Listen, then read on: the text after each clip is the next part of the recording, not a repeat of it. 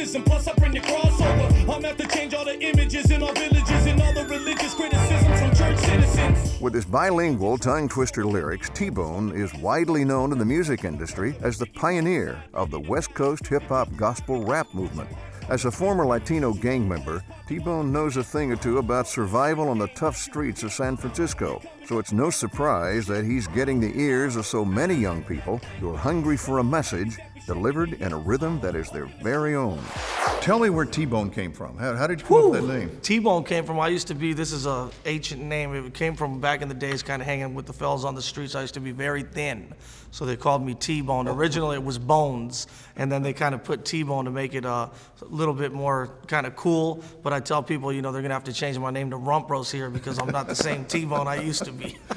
So your parents were pastors in the Mission District in Northern California. Right.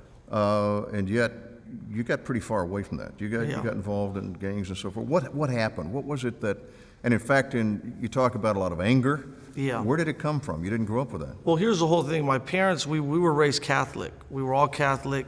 When I was probably about 7, 8 years old, my parents, you know, started going to church and became pastors short after they became leaders. My father's story is kind of funny because in a sense he was this Catholic guy who was searching for God, and he was actually getting ready. He was starting to get into some weird stuff. He was getting ready to go into what you call a out of body experience, right? So he was starting to visit all because he wanted power.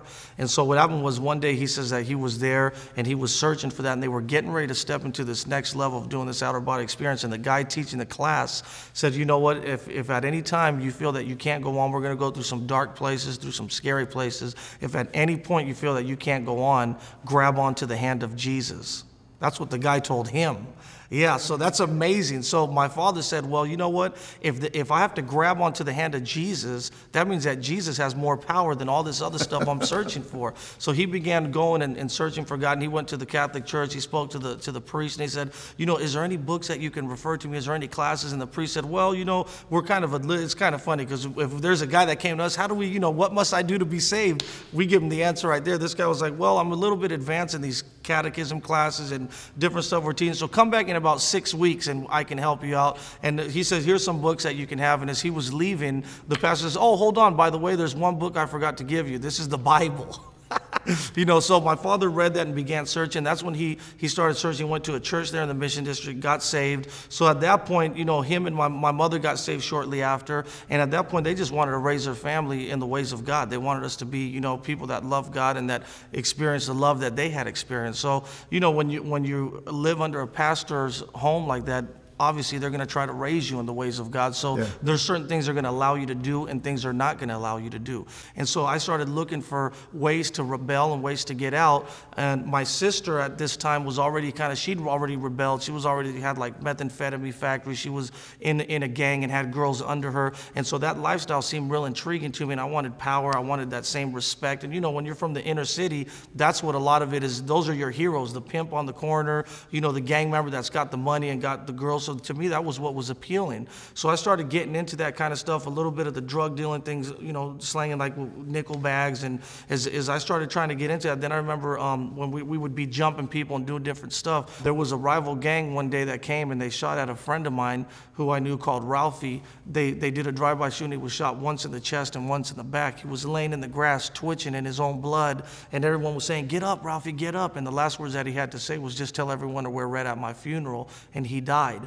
And when I heard the news of them telling me that had happened, that's when I really sat back and said, hey, man, this wasn't supposed to happen. You see what I'm saying? It's kind of like a fairy tale. I'm going to jump and be a tough guy, but no one's supposed to really die and no one's supposed to really get hurt. And when that happened, it was a wake-up call, and I said, wow, man, these guys are really starting to die. I had other friends that were getting sent off to YA and juvenile hall for years. This stuff's real. It's exactly, real. It's real. And I said, there's got to be, you know, this is terrible. There's got to be another way out, you know. And so that's when I heard that whole thing, I was really broken. And because I've always had kind of a big heart, and I've always been the kind of guy that loves people, but we was still yet full of rage and anger. And so I just was at the bottom, you know, point. I said, man, I lost my friend. All this stuff is going on around. This world is falling apart. And, you know, I'm going to be next if I continue to stay in this. You know, I don't know what to do. And I went to my father's church, and there was a preacher there that was was preaching the word, and it was one of those preachings that it's like he has a script on your life, and he's reading every point. And as he was reading, everything would hit me. Every single word he was saying was piercing my heart. So when he made the invitation, at that point I got up and I went to the altar and I said, hey God, if you're for real, change me. I'm willing to do this because you know, I played church. Because I had to go to church. I was forced to go to church. I was actually always been in music. I would be literally leading my father's, you know, praise and worship, and then I'd be going outside cursing and doing all the things that I was sleeping around, all that stuff, you know. And so it was like I was living that lukewarm life, and really not even a lukewarm. I was just unsaved, faking it, you know.